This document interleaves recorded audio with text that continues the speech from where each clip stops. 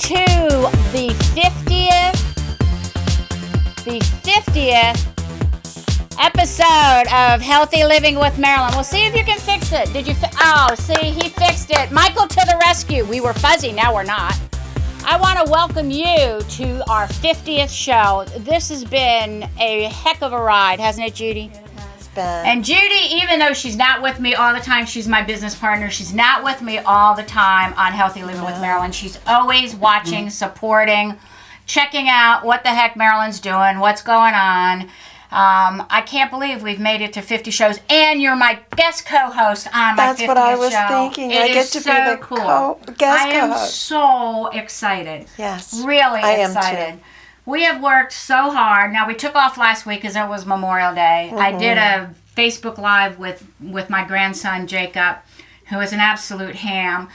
Josie said to me, she says, "My God, he's a pretty cool co-host." It's like, yeah, he is. He's 3.5. He's a great co-host. I love the kid, really. It was great what he did. He Yeah. was so on the mark, and he just spoke up. He really was. He's a great kid. I want to get him on the show, too. Yes. So that's my goal. So, Tiffany, if you're watching, I want Jacob on the show. Me, my co-host. We'll make him sleep all afternoon or something. I don't know what we'll do. But anyhow, my name is Dr. Marilyn Scott, and I am the host of Healthy Living with Marilyn, and we've been on for over a year now. This is Series 4, Episode 6, and we are at our 50th show. And the reason why we've been on for over a year, but the reason why it's our 50th show, we take breaks every so often. You know, I mean, I need to take a break every so often. My crew needs to take a break. I want to thank my wonderful husband, Xenophon Scott, for being my audio guy for over a year. He is amazing. He is my rock. He shows me how wonderful it is to be amazing, that you can be amazing. And I really appreciate that, Xenophon, from the bottom of my heart. Love you dearly. And I want to thank my videographer over there, Michael A. Hall, who has been with me since the beginning, too. He has been. And he does, with his camera, he does my YouTube videos, and we are live. And I do my Facebook. We simulcast it on my Facebook with my iPad. So we are live, and we don't have a script. I have no papers. Judy has no papers. And my guest, Jennifer Einolf, she has no papers either. And I'm so glad to welcome Jennifer to Healthy Living with Marilyn. Thank you so much for coming tonight. Thank you so much. I'm very happy to be here. I'm glad that you're here, really, because this is great. Jennifer and I have spent some time together before, and, you know, we've talked in length on certain things. And, you know, one of the things we wanted to talk about tonight is emotions. A lot of emotions going on, you know. I've had a lot of emotions recently with what I've been going on with my little grandson, and who I want to say, Banner, is finally home. I am so happy. Banner. Yes, yay, Banner. And he's not even supposed to be born yet. So, you know, he's home. He's safe. He's awesome. He's amazing. He must have gotten over the 4-pound weight gain that he had to get to. Because my little Banner only weighed 1 pound 6 ounces when he was born. And he's a fighter. Why? Because his name is Banner. And he's named after Bruce Banner, the Hulk. And you can't beat that. That's right. And he was also born on St. Patrick's Day. I'm Irish. Donnie's Irish. And he's Irish. He's part Irish. So, and he's just an adorable little baby. He's my youngest grandson, my youngest grandboy. And I'm grateful to have all my grandboys. Grateful, grateful, grateful. My daughter, Christy, is going to have a little girl at the end of July. I'm so happy. Oh, she's gonna finally a little girl. Yeah, finally a little girl. Those boys. Yeah. So I'm really happy about that. But yeah, the biggest news for me today, other than my other news that I'm going to talk about, is Banner finally came home today, and I'm really happy. Really, really happy. It's good news that he's home. I'm sorry they live in California, but that's the way it is. That was another emotional roller coaster that I had gone through the past couple months. But I knew that he was going to make it. Yes. I just knew it. I knew it. And part of that emotion was just making sure that I was still doing the show. And, you know, we were staying with the status quo, and I was getting my book done. And, you know, all that culminating with Banner being in an NICU. Yeah. you know, and it was a big emotional thing. And you're a coach, right? I am a coach. You're yes. a coach. Yes. Okay. And what is I know the name of your business, but I want you to tell them the name of your business. The name of my business is Bold Whisper, and I am a clarity coach. So I work one-on-one with people to earn their clarity, to get moving on what has them stuck. And emotions are a big part of that. That's why I thought that would be a really interesting thing to talk about tonight. Right. Yeah. You know, we harbor a lot of negative emotions. There's a lot more negative. Sometimes there seems to be a lot more negative emotions than there is positive emotions. I don't know why. Maybe because we live in a negative world. I don't know. Maybe it's the word harbor. Maybe the negative ones stick. Yeah. And maybe the positive ones are more fleeting. So maybe we're having the same amount, but we're letting some of them stick with us longer. That could Almost be. like holding a grudge. Yeah, absolutely. Absolutely. But then who would you be holding a grudge with? Yourself? Are you angry at yourself? Think about it, Judy. Are you mad at yourself? Are you sad for yourself? What are some of the things, what are some of the feelings that people have, and why do they keep holding on to them? That's a really good question. When I was going through my coach training, I worked with a gentleman named Julio Olaya, who is amazing. And the school that I went to has been his school for 27 years. And one of the early transformational experiences I had going through that training was a teaching that he offered that to live in joy is joy as an emotion, but joy is also a state. So joy is living in a state of the love of life. It's just that simple. And it's fed by gratitude. Okay, this is good. We can understand that. If you're grateful, you're present to what's wonderful about life. So I was following along as he's saying this, but then he introduced this idea that when you're living in joy, emotions visit you, which I love that verb. They visit you. So sadness comes to visit. And sadness is an acknowledgement of loss or a fear of loss. Right. Well, if there wasn't something worth losing, that wouldn't be much of a life. So it's compatible. And in that moment, I was thinking about times where I had felt sadness and it was bittersweet. And I thought there was something wrong with me for finding sweetness in sadness.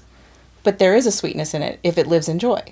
So this idea that emotions come to visit, it's the problem usually is when we don't let them end their visit and keep going. Right. They become a mood. We want them to move through. That's right. They come with wisdom. They come with something to tell us about our experience, about what we need to pay attention to that maybe we're not paying attention to. And good and bad emotions have some really important message to bring. But if we let them stick, they get rooted. So you had that experience where you sort of come up out of the water a little bit and you say, wait a minute, why am I feeling so anxious or angry or frustrated? And you play the game and you track it back and you realize 3 hours ago somebody cut you off in traffic. 3 hours ago you got a bad phone call. Yeah. That's no longer valid. It's not happening to you anymore, but you let that emotion root. And it's your state. And the other big revelation for me was this idea that emotions are a predisposition to act. So we experience our emotion in our body. We use our brain to interpret what that is. So you have that tight feeling in your throat. You decide whether that's fear or anger intellectually. And then you're making decisions about how to move. So if you were feeling angry and I said to you, what are you doing? You would hear an accusation because your predisposition is to... to reel back. Yeah, but if you were in a great mood, if you were really happy and optimistic, and I said, what are you doing? You would hear an invitation. Oh, she's up for something. Let's see what we can do. It's like when you're angry, you're on the defense. And when you're happy, you're... I know, it's football stuff. But when you're angry, you're like on the defense. Yeah. And when you're happy, you're like on the offense. Well, and there's a whole nuance to it, too. So when you're angry, your predisposition is to punish or to avenge.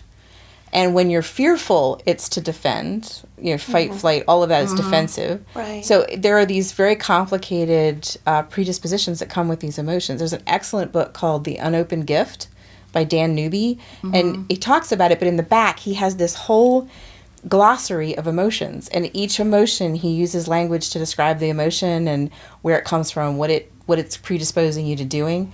And so many people live in a tiny little range of 6 or 8 emotions that they're having over and over again, and they don't have words for the other things that may be happening to them, where they have emotional habits and they're not accessing all of those amazing ways of being. So they're like in a cycle. That they Like just on a keep gerbil going. wheel. Yeah, that keeps them confined, and they're not really living a complete life then. No, especially what we talked about with rooted emotion.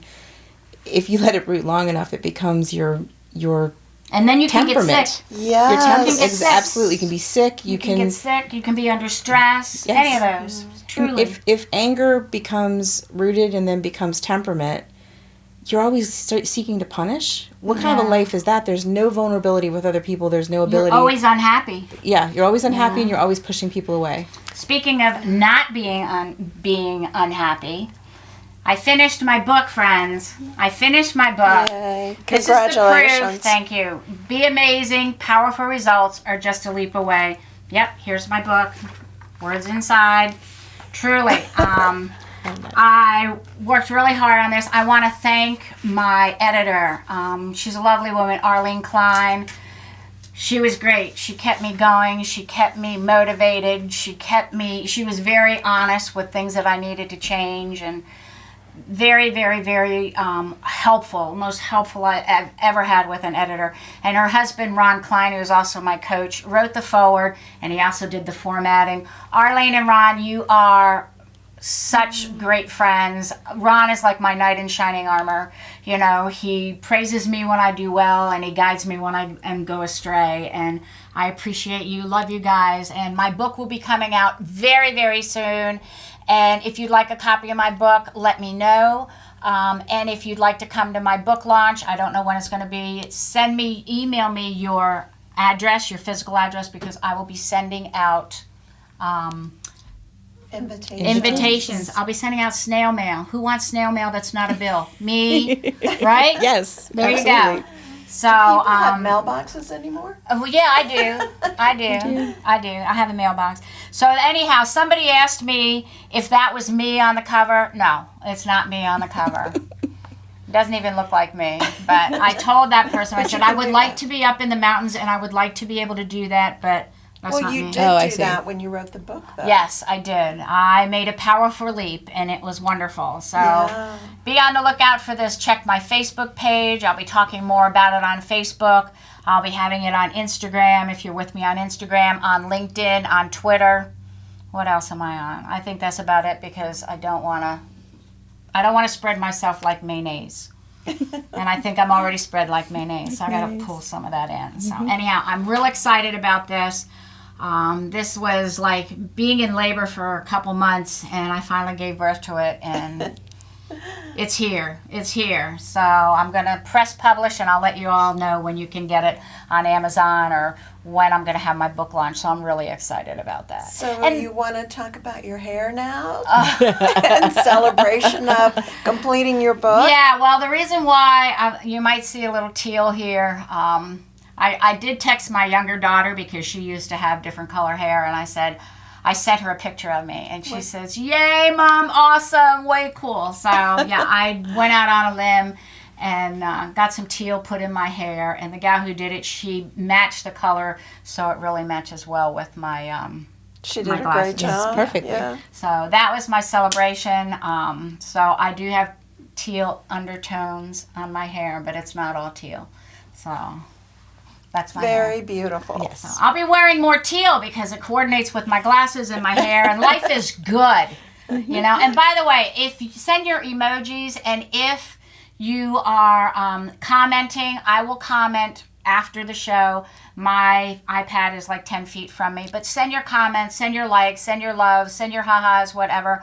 I'm so glad that you guys are supporting me. This, like I said, this is our 50th show, and I just feel so fortunate to have you out there in YouTube and Facebook land. So it's been amazing. It's an amazing journey, you know. And to talk about emotions tonight, you know, I was going through that with writing my book, and Banner was in the hospital, and you know, it was a challenge, and it was God's way of saying, okay, you know, he gave me this, he put this on my plate. It's like, I would like a platter, I would like a dessert plate. I don't want this platter. Yeah. You know, can we make it from a platter to a dessert plate? Like a really small dessert plate, that's what I want, you know? And now it's getting back down to the dessert plate, which I feel really fortunate fortunate about. Well, So. isn't it amazing that you've got your book done and Banner comes home Yes. all at the same time? Talk about Be Amazing. You know, the reason why I wrote this book, Be Amazing, is because last year I woke up and my intuition said, who is Margaret? Margaret was my grandmother, and she's my intuition. She's always with me. She died in my arms. She's always, always with me. She said, you have to start writing Be Amazing posts on Facebook. It's like, why? You know. You just need to start, don't ask, you just need to start writing Be Amazing posts. And when I was writing them, it was making me feel better. Not that I was going through a bad time at that time, but it was making me feel better. And then it was making a lot of other people feel better. And it was to the point where other people were looking for it every morning. And I don't post at the same time every morning, but I try to post before noontime because then it's afternoon. And people are saying, thank you so much for your post, you know, and I get likes and loves, and I get people that make comments, and yeah, you've made my day, or thanks for kicking me in the butt for getting me going, or whatever. Yeah. And Or starting my day out on the right foot. Right, starting my day out. Oh, you really said something that can really get me organized today, or whatever. And so I decided to write a book called Be Amazing. And when I saw this picture, because my coach said, you need to find a picture that looks amazing. And it's like, I think that picture pretty much looks amazing. Yes. Okay, so I found this picture, and I said, well, I'm going to put that on my book. The more I looked at it, I thought I have to put the word leap in there because she's really leaping more. She's flying. But that's why I changed my subtitle to Powerful Results Are Just a Leap Away. Because I'm telling you, I know from experience, powerful results are just a leap away. And I've been reading my book, which is just a proof right now. But I've been reading this, and let me tell you, it has raised my emotions to a higher level. So I'm feeling more confident and it's like, really? I wrote that? How cool is that? You know? But it's making me feel better. Mm-hmm. And it's raising my positive attitude. And I don't like to have pity parties anyhow. I'm not a pity party person. Haven't been for a long time. I think the last time I had a pity party was when I got my Medicare card. That was probably the last time I had a pity party. And I said, okay, I'll have a 7-minute pity party. And it turned out to be like 60 seconds or less. And Zen says, I thought you were going to have a longer pity party. It's like, nah. I don't want to have a pity party. And so the Medicaid card, what did it represent to you? Medicare? It represented to me that I'm a senior citizen, but I might be age-wise, but my body says it's just a number. Yeah. So I feel like I'm 35. I am 65, but I feel like I'm 35. And that's important, you know. It is. So, very important. And that's, you know, getting over that emotional hump. Right. And not dragging that, you know. Mm-hmm. But you let yourself have the moment, too. I did. You didn't just push it away. No, I didn't. And I didn't suppress it. Mm-hmm. I didn't suppress it, you know, because a lot of times we do suppress emotions, right? Absolutely. And I'm sure when you have clients come in and they say, oh, where did that come from? You know, maybe they say that. Well, if emotions are supposed to visit, imagine if you had visitors and you didn't let them in the house. Yeah. They'd mill around on the front lawn and cause trouble. Yeah. I mean, your emotions will visit whether you like it or not. They're just going to come disguised as something else. Right. And it won't be pretty. Right. Yeah, so you had the moment, but then you decided you wanted something else. That's right. And that's what I did. Mm-hmm. You know, yeah, I'm a grandma, but I love being a grandma. I really do, because then you can send them back. Mm-hmm. You know, I love... You get to enjoy them. Like when I would watch Jacob, and Jacob would sleep 2.5 hours, 3 hours in the afternoon, and one of my friends said, well, what happens when he goes to home at night? Does he go to sleep? And I said, let me tell you, when 5 or 6 o'clock comes, I'm off the clock. It doesn't matter to me what time he goes to bed. That's not my bag. That's not my problem. So, you know, and another thing, I have learned, don't make other people's problems your problems. Yeah. Mm-hmm. I think that really helps with emotions. Mm-hmm. When people come and they dump on you. You know, and people do that. You know, Sure. I mean, I've got a big heart and I listen to people, and people do, but then when they continually do it, Mm-hmm. you know, that's a time when you might have to say, you know, distance yourself a little bit from them so they don't bring you down. Yeah, and what are your responsibilities for somebody else's emotions? That's right. That's a good question. Friendship means you're there for people when they're struggling, and that you that you need to be part of a conversation, but you certainly don't have to internalize their emotion. Right. Yeah. You don't want to take them in, especially if they're negative. That's right. It can visit you and just and go away. Let it go. And go away. You know, speaking of emotions, I have a friend. Her name is Lisa Hazelgrove, and she does the emotion code. You familiar with that? No. Oh, I'm sorry. I touched that again.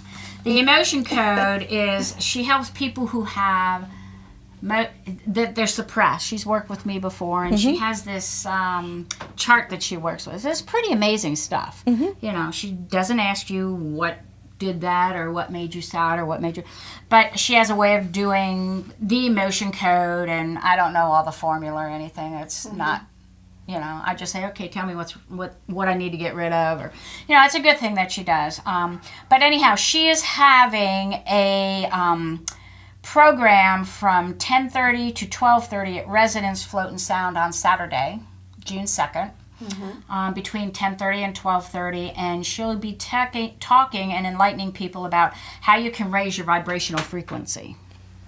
You know, because when you're sad and when you're depressed and when you're having a bad time, you know, your energy is like down in the dumps. Let's be honest, your energy's down in the dumps. So when you're happier and you're in a more positive frame of mind, it raises your vibrational frequency.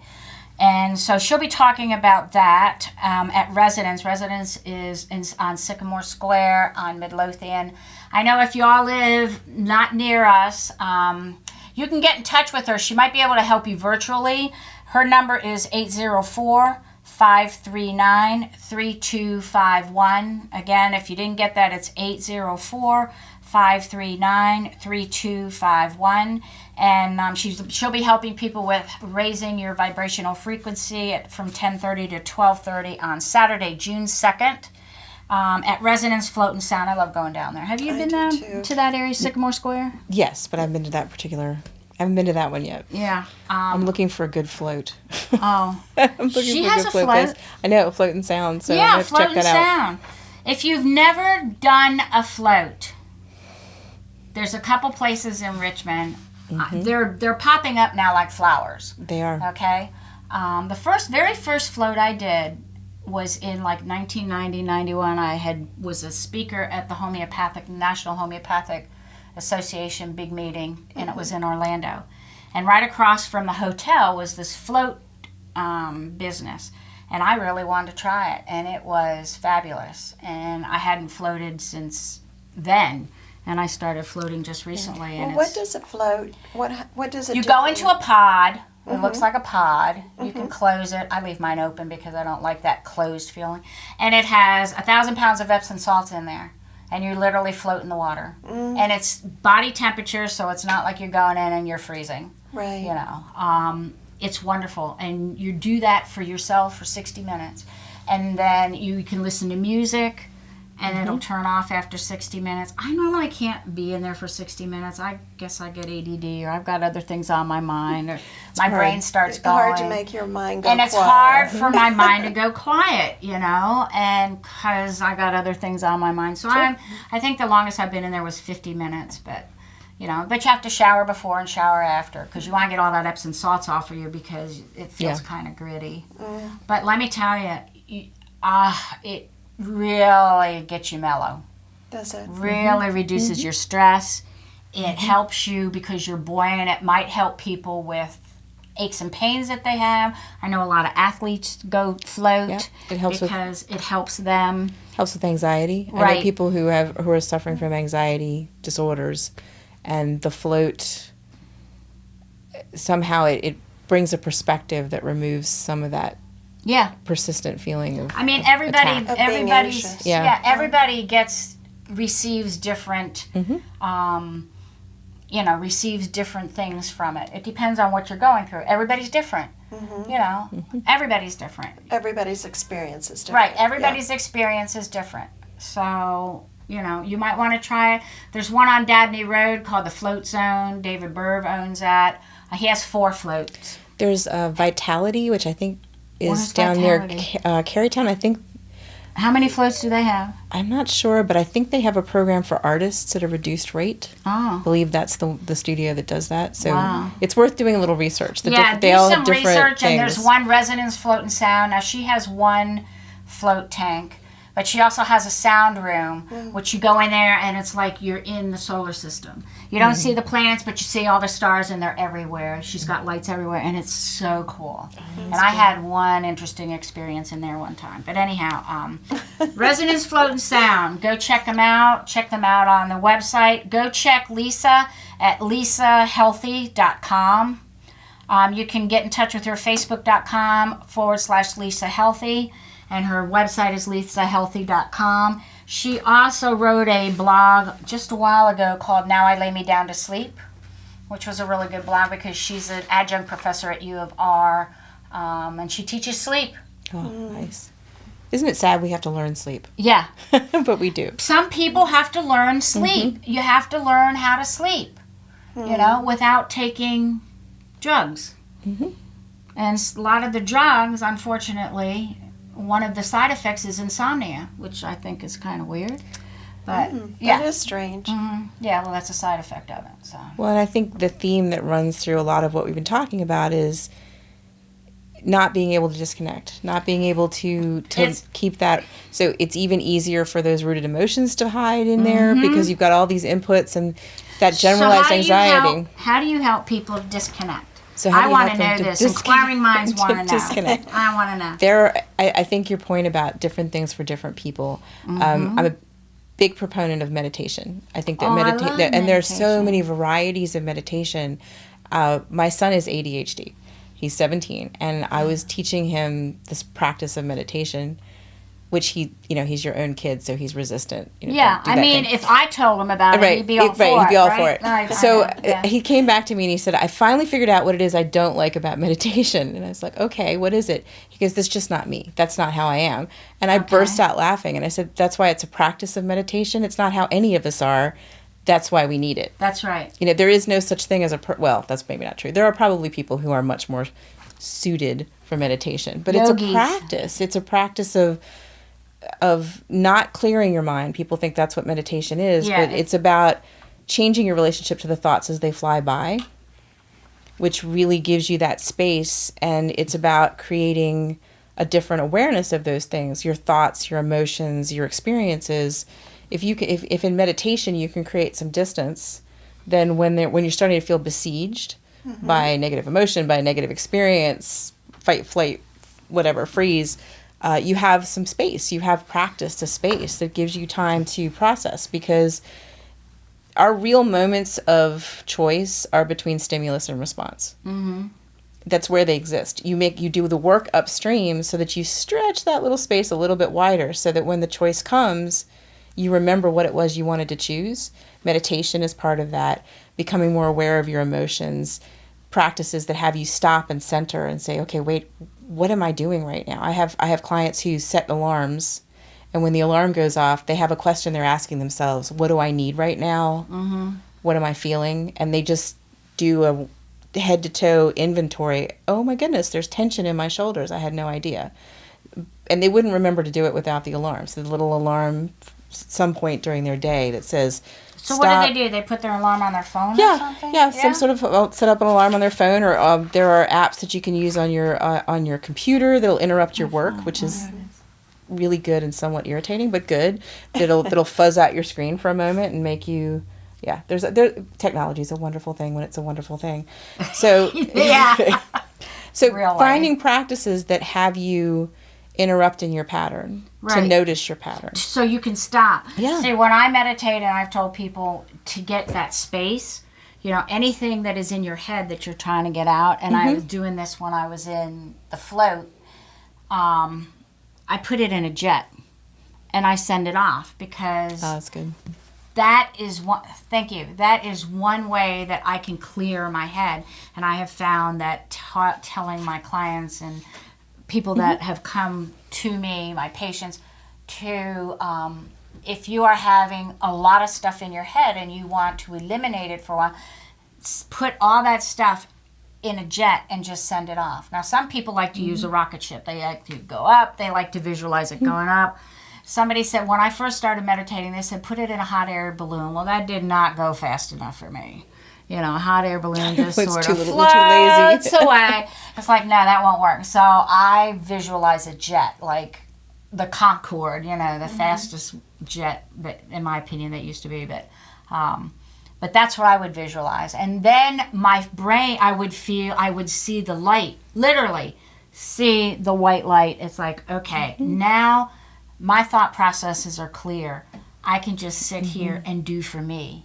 And I think the reason why I had difficulty in the float zone, was because I was not aware of what time it was. And that had me concerned, because what if I go over, you know, what if the next person's ready and I'm not out in time, you know, so. That's interesting.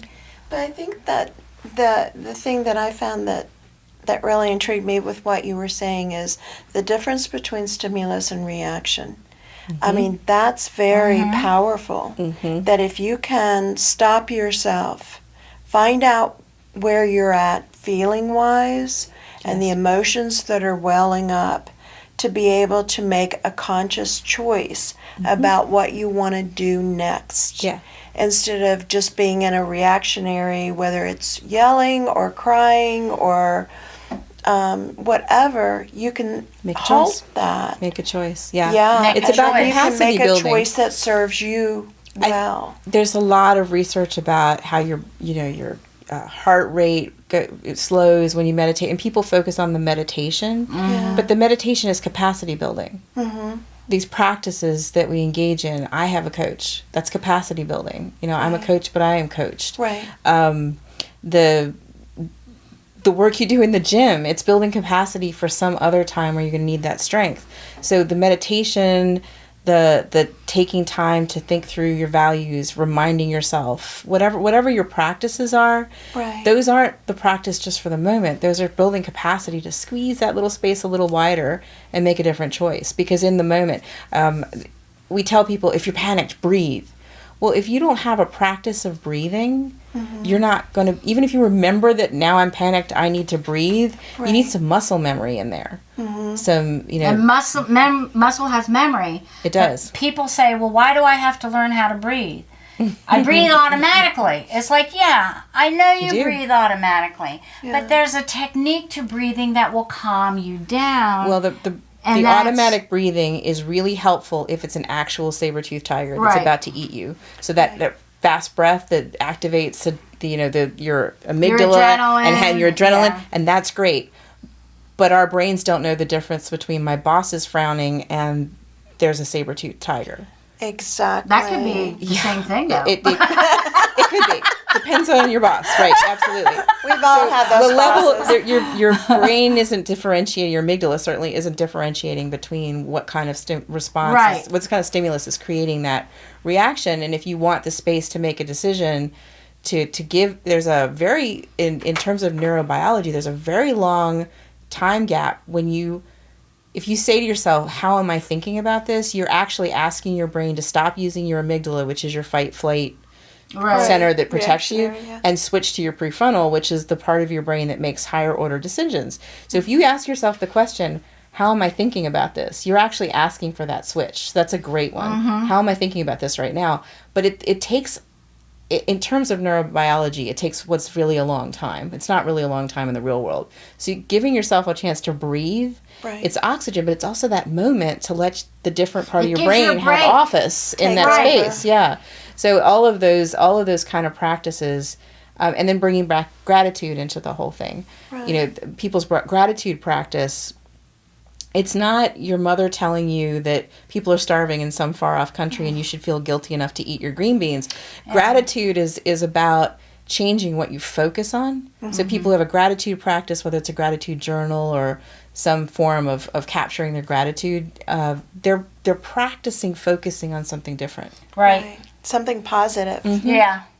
And I think we have a cult of positivity that makes people feel like if you ever have a negative emotion, you're doing it wrong. Remember my bittersweet story, that sometimes there's a mixed emotion going on, or sometimes you really just need to feel that bad thing.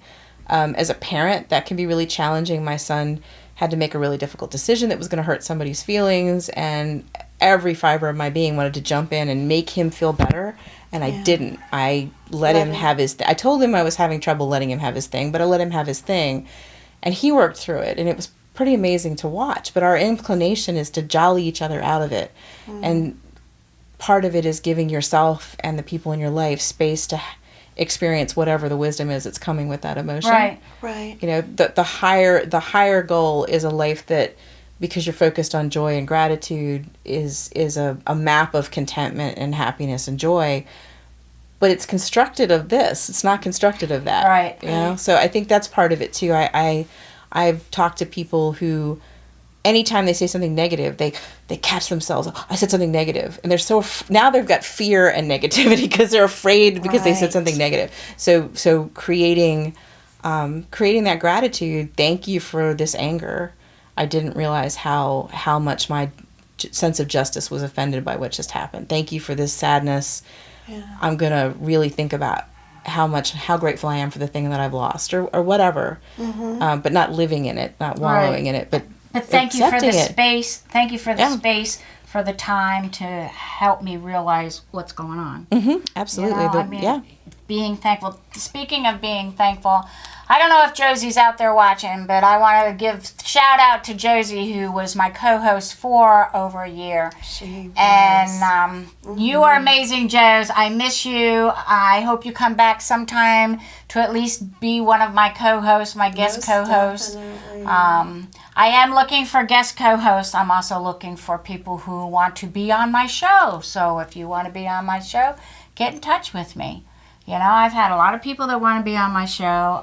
So if you would like to be on my show, if you have something that you would like to say, if you have something, if you work like in a healthcare field, whatever it is, let me know.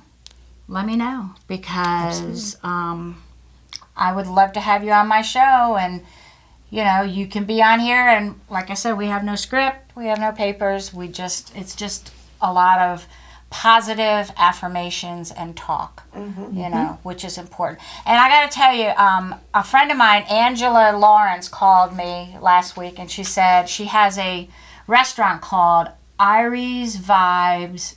It's a Jamaican restaurant. Oh, I love Judy Jamaican and I food. have been there. It's over on the north side. It's over on North Laburnum.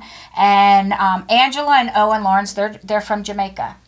And I met her dad yesterday, who's up here for a few months. He's from Jamaica.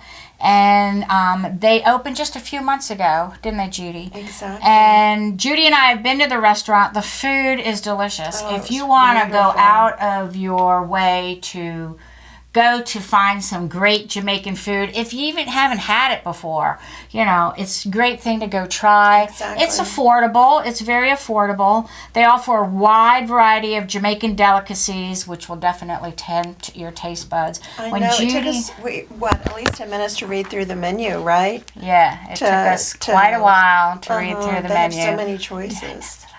All good choices, Yeah, too. It was all great good choices. food. And what I had gotten was a perch. I got I got the proud whole of you. fish. Oh, was it sitting up looking at you? No, it was good. laying down Good. looking Lay at down, me. yeah. It was Good. called Escovitch. That Perch, sounds right, or yes. Was it perch or red snapper? I can't It was remember. red snapper. It was red sounds good. snapper. Let me tell you, and I looked at it, and it's like, well, I'll cover over the eyes. And I just, Judy goes, I'm going to eat this. I ordered it. I really want to see what it tastes like. And I did pretty you good, didn't I, did a Judy? great job. You did. I was really proud of Yeah. you. So I got a few bones, you know, but it was interesting. I wanted to see, you know, try something new. Go and try something new.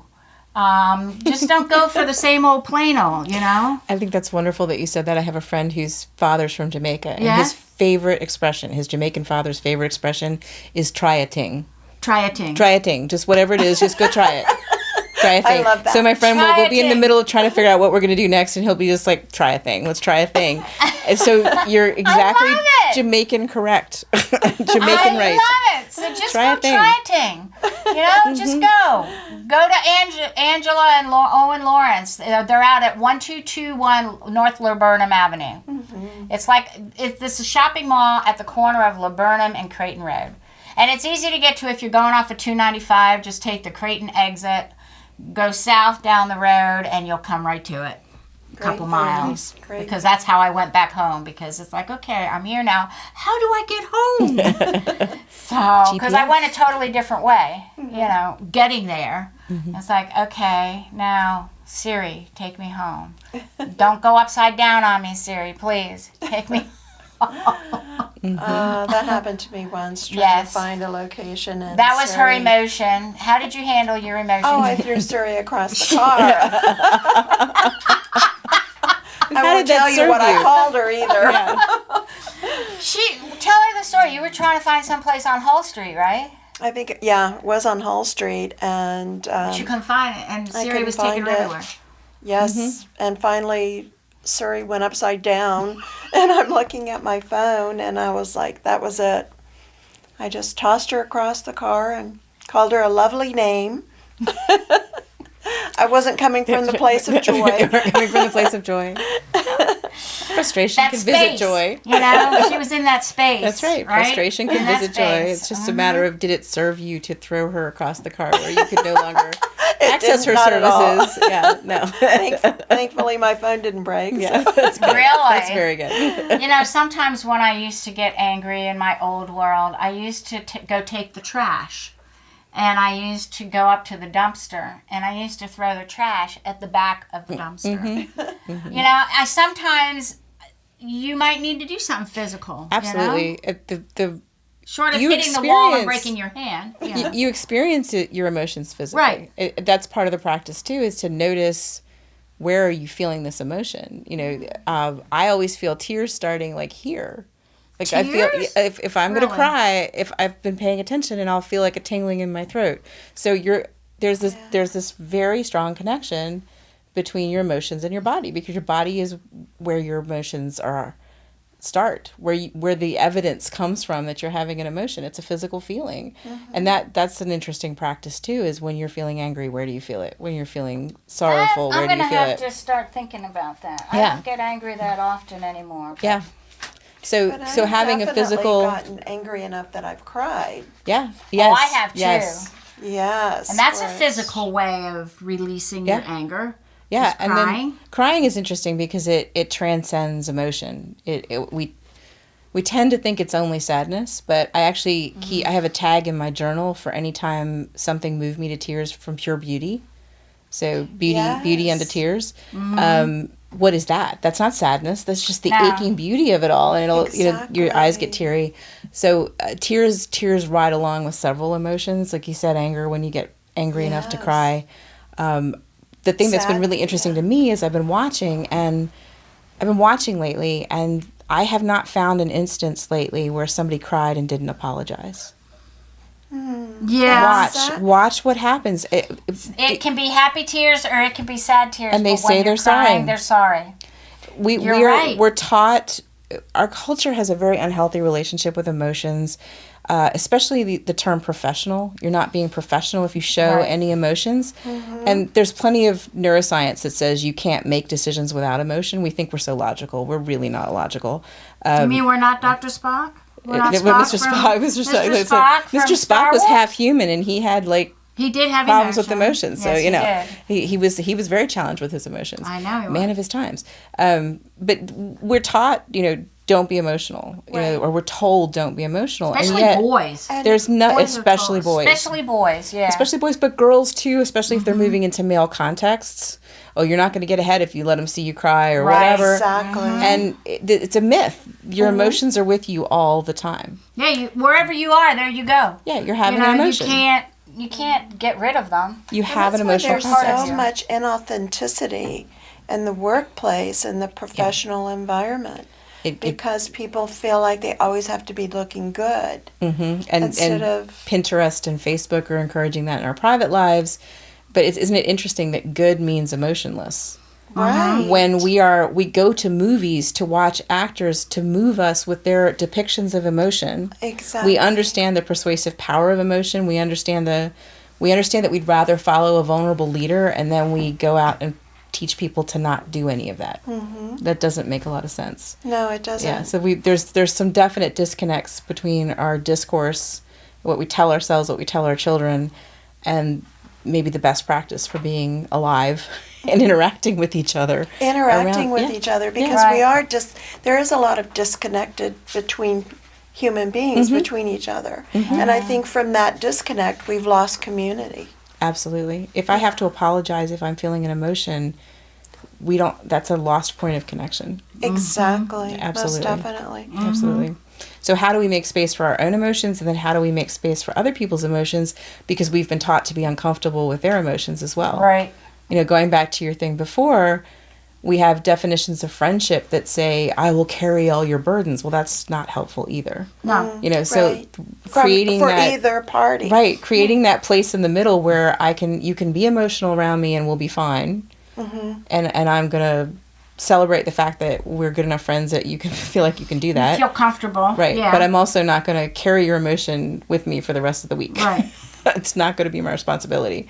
Right. You know, what is that happy middle ground? Part of it is listening to the person, and the other part is, okay, maybe I'll give you advice if you want advice. If you don't want advice, you don't need to apologize for crying. You don't need to apologize for having a difficult day. You know, it is what it is. Even excitement. I see people made uncomfortable because they've expressed too much excitement or too much, you know, you're just too happy or whatever, too something. Right. You're too emotional. What does that mean, too emotional? It means that your emotions have leaked out and now I'm having to deal with them and I'm not prepared to do that. The really scary thing to me, honestly, is that we have become so detached from our own emotions. We don't understand them. And I don't really believe that we can... People talk about controlling your emotions. I think that's part of the problem. It's understanding them and creating a better relationship with them. But because we're in that state, the people who truly do understand our emotions are the people who've learned to use them to persuade at the best and manipulate at the worst. So, you know, advertising, politics, anyone with a stake in changing your behavior understands your emotions better than you do. And it's not... It's a challenge. It's a challenge for us to become better acquainted with our own emotions so that we can make better decisions and navigate those things. It's not evil that somebody wants to persuade me. It's just a problem because I don't have the tools to understand their persuasion and make my own choice. And make your own choice. Right. Yeah. That's a powerful point. Right. Yeah. That's very powerful. Then I would take that with a grain of salt. You know, if I don't know how to be receptive to that, I may have to go back and reprocess it. You know, like, give me a break. Let me go reprocess it. And then maybe I can make my decision. Let me go feel that.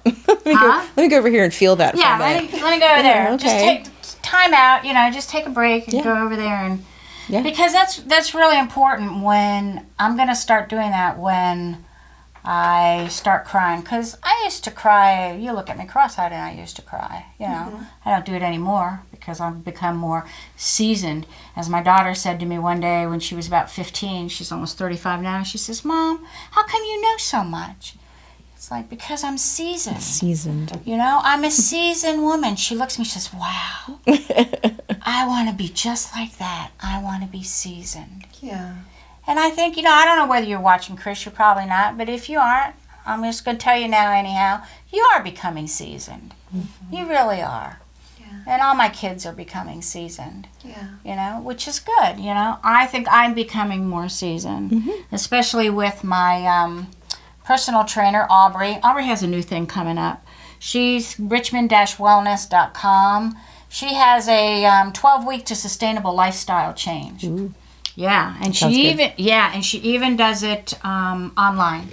She does it online. So if you're not in our area, you can get in touch with her at richmond-wellness.com, or you can get in touch with her through my Facebook page. You can, you know, private messenger and stuff, or private messenger on her own Facebook page. She has this great 12-week key to sustainable lifestyle change. I've been a client of hers for quite a while. And she's really helped me. She's helped me be accountable.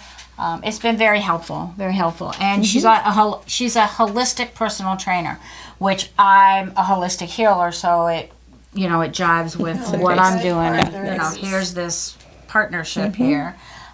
So get in touch with her. She helps you with exercise, nutrition, and lifestyle coaching. She will help you be accountable. You know, we were talking about accountability earlier. before, weren't we? You know, and well, and the emotional weight of not getting enough sleep, Right. or not putting the right things into your diet. All of those going things on the impact. see food and eat it plan, That's which right. is you see food and you eat it. It's Yes. a great plan, but you really don't want to be on it. It's hard Right. to get off. You're on the gerbil wheel, and it's hard to get off that gerbil wheel because I just got off it just a few months ago, and it's hard to get off because It you is. want to get back on. Yes. Well, I think that if you keep, off the gerbil wheel and you feel how much better you feel your body, Yep. then you get attached to that instead of the other quick good feel that food will give you, and that's not serving you well. So I still miss, Judy, I still miss that food that I can't eat right now. You just haven't got past that hump. No, I haven't. just gotta Because I found out I keep was going allergic to a forward. bunch of stuff, and I've had to eliminate them. And I'm on the elimination diet right now. I don't like to use the word diet because first 3 letters in the word diet are die, and I'm not going to die doing this. So Elimination process. eliminate. I call it the elimination program. That's good. I like that. Because it was hard in the beginning. And it's hard to figure out, what am I going to eat? I can't have eggs for breakfast because I'm allergic to eggs. And, it's a different mindset. But the good thing about it is I'm not feeling sick when I wake up in the morning, because sometimes when I would eat something the night before and I would feel nauseous in the morning and I would not feel good. So the one good thing, I got to tell you, Donnie, if you're watching tonight, you, Anna, and Banner, I am feeling better. My son made me, he said, Mom, make me a promise that you'll go to the allergist. It's like, okay. And it was a change. And I was scared. I was concerned, So, especially all the testing and stuff. I wanted to leave. That was an emotion. That's right. And what I wanted to do is I wanted to get up off that table and say, okay, I've had enough, I'm going home. But I knew I had to go through it. And I did feel, when she came in with those other trays, I was scared. I could feel like almost the hair coming up on the back of my head, I know that like, feeling, yeah. Do you You know think that would have, feeling? do you think you would have left if you hadn't promised, Donnie? No, You would have stuck it I out. would have stuck it out. Right. I had my big girl pants on, and I would have stuck it out. But you're talking about a very specific experience of fear, which means you were aware of it. Right. And you had done the work ahead of time, so Right. that when the stimulus response thing happened, you could make a different choice. The thing I needed to do, and what I did do, Judy, is I conditioned my brain to get the courage up to do this. So I went in there. It's like, I don't care how long it takes. I'm just going to do it. Whether it hurts or not, I'm going to do it. Right. I can do acupuncture. I have acupuncture needles in me. If I can do that, I can, Right. I mean, yeah, it was a little bit more uncomfortable than that. Right. But Depends. Some of those acupuncture needles. I know sometimes they hit you the wrong way. I know. Or they hit you the know. right way, and it's an interesting Yeah, they experience. hit you the right way. I mean, I've had that happen where, when they put it hits in something. and you go like this, like, oh, well, that'll open up in just a second, hopefully. Yeah. Yeah. And so it's working. So, that was a scary thing. That was an emotional thing for me. Absolutely. And then to find out the things I couldn't eat, that was emotional. Yeah. Yeah. What are you telling? I can't eat bread? Well, I hadn't eaten bread for a while anyhow. I got back on the bread kick a little bit. But so I really don't miss that. I miss the almond butter. I really miss that because I like nuts, but I only like them out of a can. I don't like them in anything. Because when we were growing up, my mother only had butter pecan ice cream. That's all we ever had was butter pecan ice tired cream. of it. And, when we'd ask for ice cream, well, we have butter pecan. Really? I'm going Whatever down. happened to chocolate? That's at Grandma's Vanilla. house. That was at Grandma's house. We went down to Grandma's house to have chocolate, vanilla, and strawberry. Okay. It's like, I can't eat nuts in anything. So, but I like nuts out of a can, but obviously a lot of nuts don't like me. So, How do you interrupt? Because what she's talking about is a childhood memory that oh yeah, how do you fix So that? one of my favorite go-to questions is that who you are? Or is that what you learned? because it becomes so much a part of what we believe to be true about ourselves. Yeah. It's a combination of biology and psychology and spirituality. It's not one thing. It's also those suppressed emotions that after all those years, it is. It's those suppressed emotions that you suppress. You put them down, like at your feet. You forget about them. And then all of a sudden something comes up, like somebody says, well, I got butter pecan ice cream in their freezer. Would you like some? It's like, no. Yeah. And that would rear its ugly head, you know. Well, you could look at that differently too, though, because as a child, you're powerless to be able to buy chocolate ice cream. Change it. And then when your friend's offering it, then you have the power to say no. But the good thing about it is I was powerful in the fact that I walked down to my grandma's house to get chocolate ice cream. Yeah, so our focus with coaching is from here forward. Right. You know, therapy can be really helpful with healing what's going on in the past, but coaching is about from here forward. So you've just identified something from your childhood. Yeah. What do you want to do about that? How do you want it to be different? Let's run an experiment. Let's change your perspective to see what's possible and do something different and see what happens. Okay. So it's really focused on moving forward and developing a sense of what you want to be different and leveraging those tools and doing the work in coaching and outside of it to move forward. Like not getting the "oh really" attitude. Yeah. Eliminate the "oh really." Oh really. So when you go to the diner and they say they only have butter pecan, you don't have to say "oh really" to the waitress. No, I will say the poor just waitress thank you didn't very know. much. Yeah, she didn't know. It wasn't her fault. I'll have my iced tea to go, please. That's what you do. Yeah. Speaking of, I want to give accolades to the gal who did my hair today. Her name is Katie, and Luminary, which you started to go to, I just started and Carly. They were great down there. They were absolutely wonderful, and I really appreciate them. If you ever want to go down and have a great experience and get your hair cut, because I got my hair cut today because Banner came home. I wasn't going to cut my hair until Banner came home. And, want to get some fantasy color in or whatever, go down to Luminary. They're at 402 25th Street. I don't know the phone number, but it's Luminary Hair Salon. You can Google them. So Carly and Katie and everybody, thank you so much. Today it was great, and I will see you soon, I promise. You can also get your nails done there. Yes, and you can. get waxing. And Great place. And they have a teal couch. They do have a They do. Just they have for a teal you. just for me. I think that couch is like 1960. It's very retro. It's very retro. They have a Mid-century. yellow couch, like a sun Bright yellow, bright sun Mm-hmm. yellow, and they have a teal couch. It's like, okay, this place rocks. It really does. It rocks. So thanks, guys.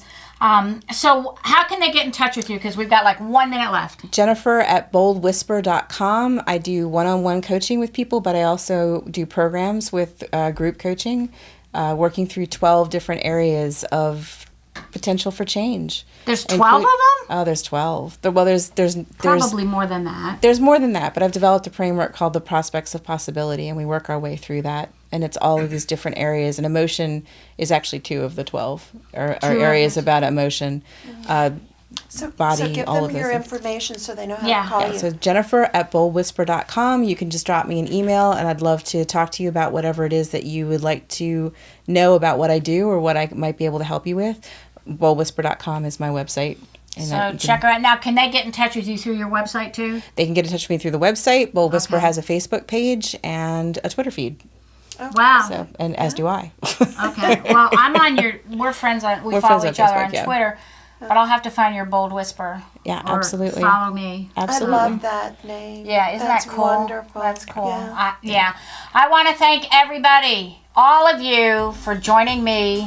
And I know I'm doing good, right? Then I'm doing almost, right? Okay.